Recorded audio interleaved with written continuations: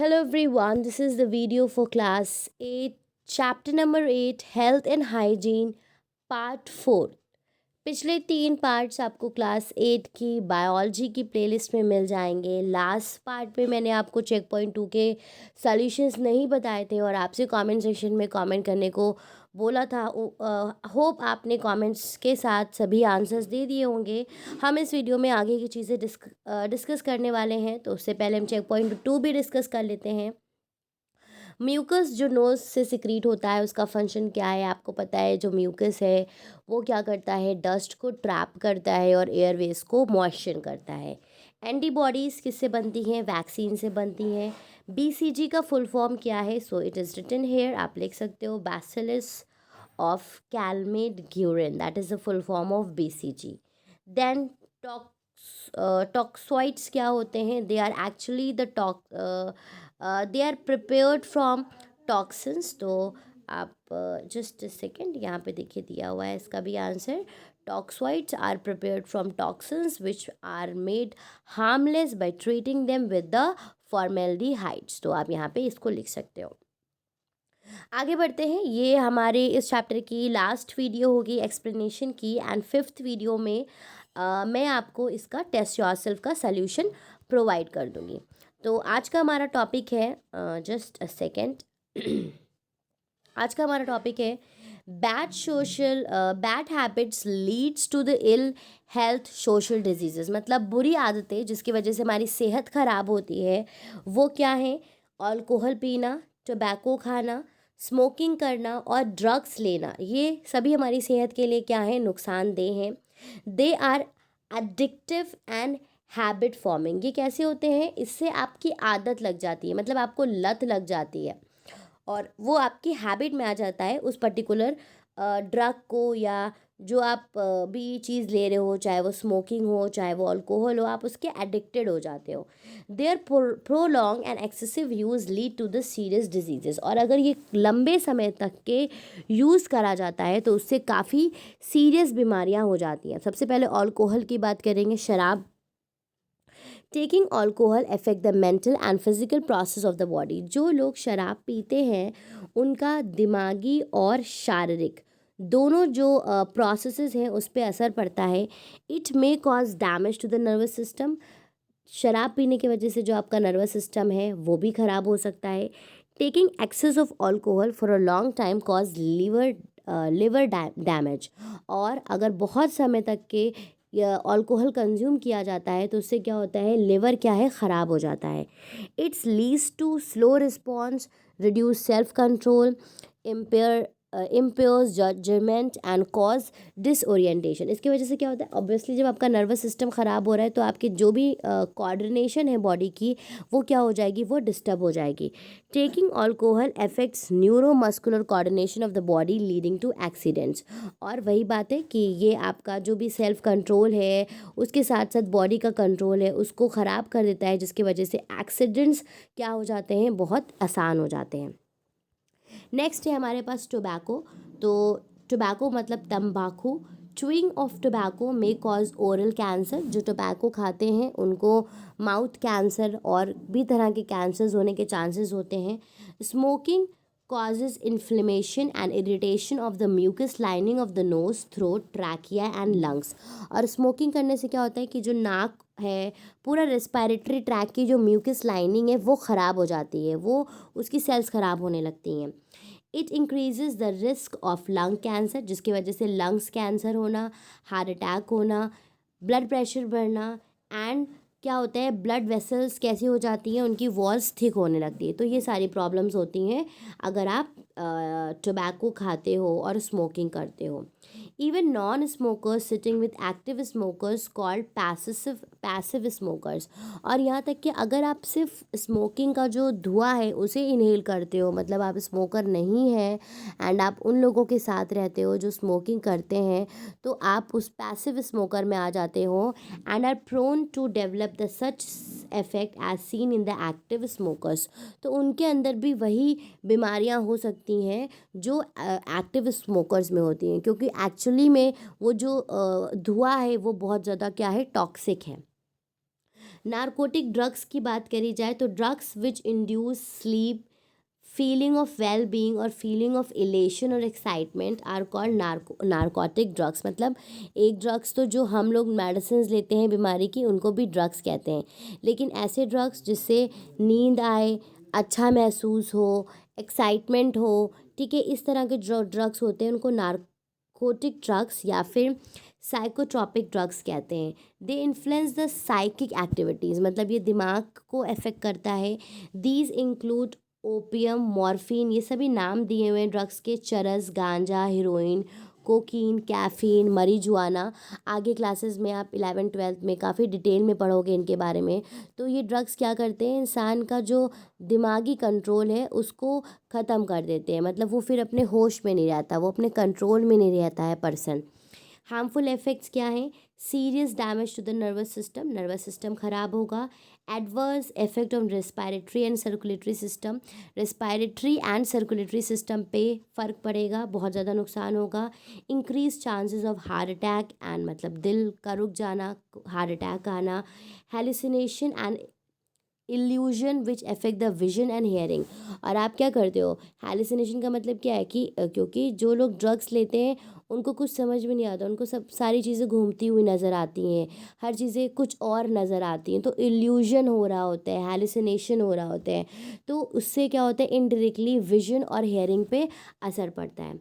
ठीक है, तो ये हो गया इन सारी चीज़ों के बारे में, ड्रग्स, अल्कोहल एंड स्मोकिंग के बारे में। अब हम बात करेंगे फ़र्स्ट एड की। अगर किसी कंडीशन में कुछ प्रॉब्लम हो जाती है तो सबसे पहले आपको क्या करना है।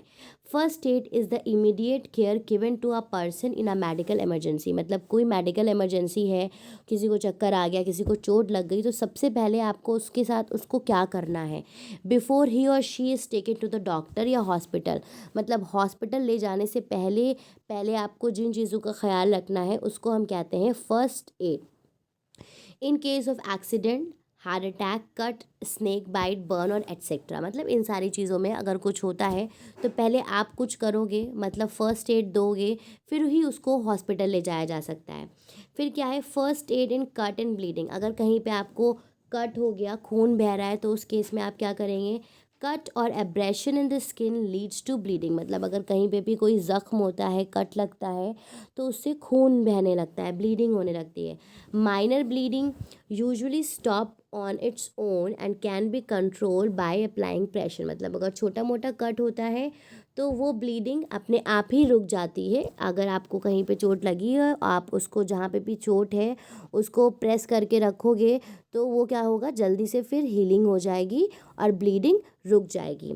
In case of severe bleeding, अगर बहुत ज़्यादा ब्लीडिंग हो रही है, make the victim to lie still till an ambulance arrive. तो आपको क्या करना है, जिसके चोट लगी है उस पर्सन को मतलब स्टिल स्टेशनरी पोजीशन में उसको लिटा देना है, इस तरह से कि उसकी बॉडी से ज़्यादा खून बाहर ना ब्लीड आउट हो जाए।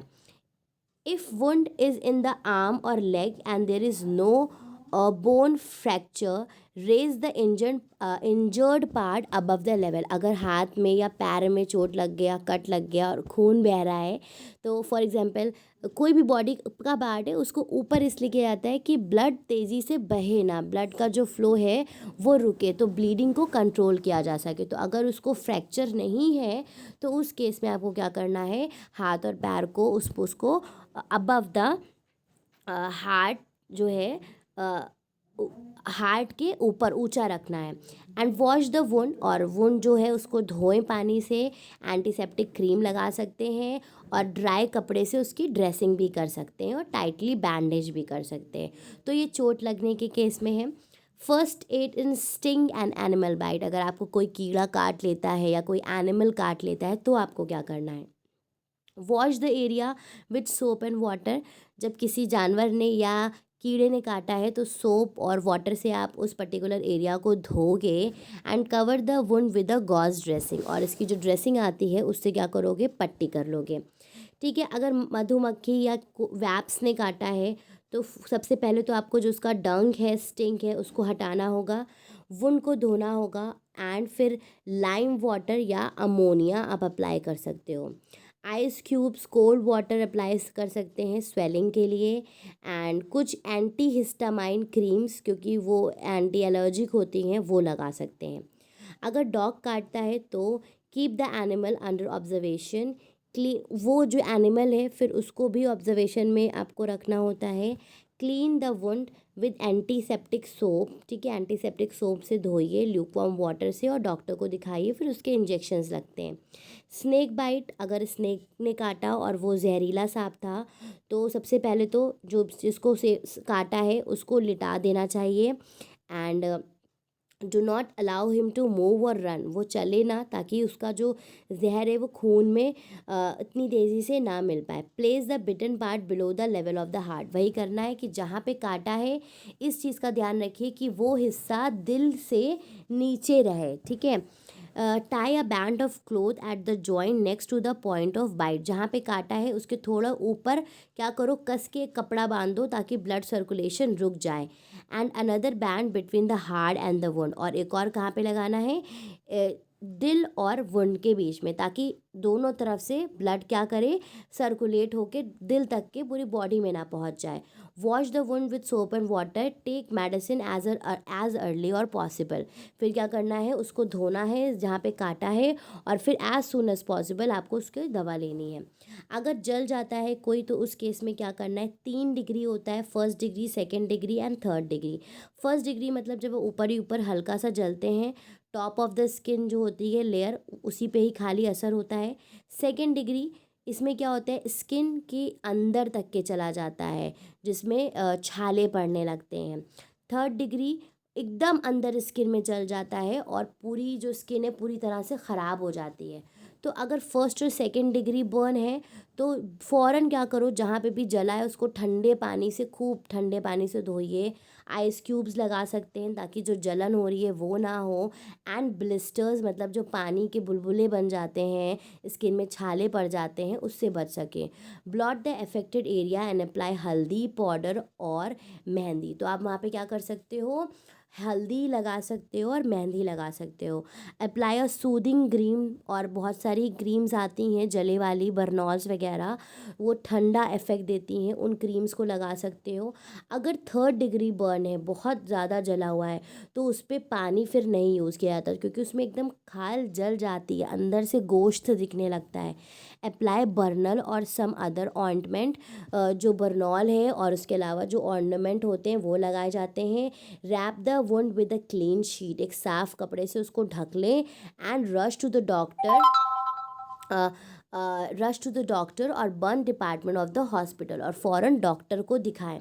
केमिकल बर्न्स, मतलब आप किसी केमिकल से अगर जल जाते हो तो उसको खूब ज़्यादा पानी से खूब देर तक के धोते रहो, 10 मिनट तक के।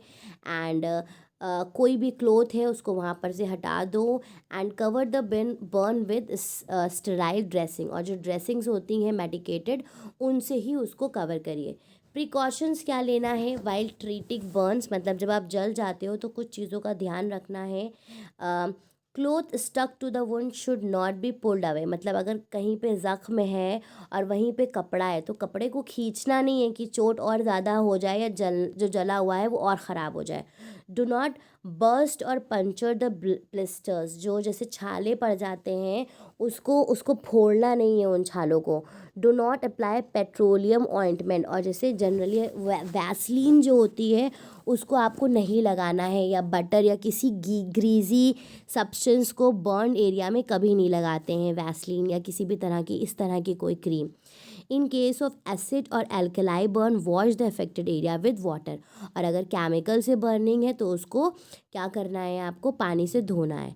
अब अगर फ्रैक्चर हो जाता है, गिर जाते हैं, हड्डी टूट जाती है, तो क्या करना है, in case of fracture make the victim lie down comfortably and do not allow him her to move the injured part, मतलब जहाँ पे उसको चोट लगी है उसको लिटा दो, वो फिर उसको मूव नहीं करेगा उस हिस्से को।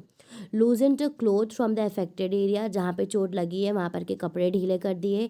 If the fracture part is arm, अगर हाथ में लगी हुई है, put it in a sling, sling मतलब इस तरह का जो पाउच बना लो ताकि हाथ मूव ना करे। And in case of the fracture lung, support it with a splint, ठीक है, इस तरह से मतलब 2 चौड़े चौड़े पटरे लगा के उसको बांध दो ताकि उसको सपोर्ट मिले। फिर फर्स्ट एड इन सडन अनकॉन्शियसनेस, मतलब कोई एकदम से बेहोश हो जाता है, तब आपको क्या करना है? ले द पर्सन, सबसे पहले उसको लिटा दो। लूजन द क्लोथ्स, उसके जो कपड़े हैं उसको ढीला करो। And let the fresh air come in, उसको हवा आने दो। Let the person release but do not leave him unattended, मतलब उसको रिलैक्स रहने दो, उसको स्पेस दो, एयर आने दो, लेकिन उसको अनअटेंडेड भी मत छोड़ो, मतलब उससे पूछो भी बाद में, आस पास रहो लेकिन बहुत ज़्यादा उसको घेरो मत। First aid when an object fall in eye, अगर आँखों में कुछ चला जाता है तो क्या करना है? सबसे पहले डो नॉट रब। सारे बच्चे क्या करते हैं? आँखें घिसने लगते हैं, तो आपको आँखों को घिसना नहीं है। Wash gently with clean water, ठंडे पानी से उसको धोइए, साफ़ पानी से। आँखों में छींटे मारिए। Sprinkling it into the I, do not put any I drop without prescription of the doctor, और डॉक्टर की सलाह के बगैर कोई भी दवा आँखों में नहीं डालनी है।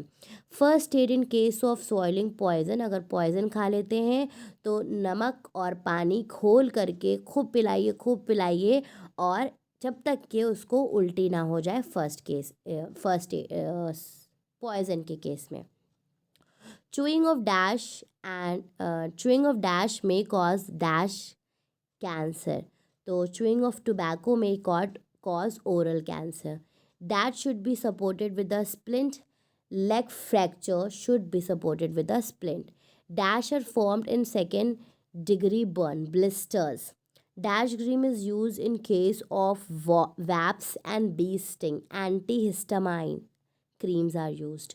सो स्टूडेंट्स, हमारा ये चैप्टर हो गया है कंप्लीट। उम्मीद है सारी चीज़ें आपको अच्छे से समझ में आ गई होंगी।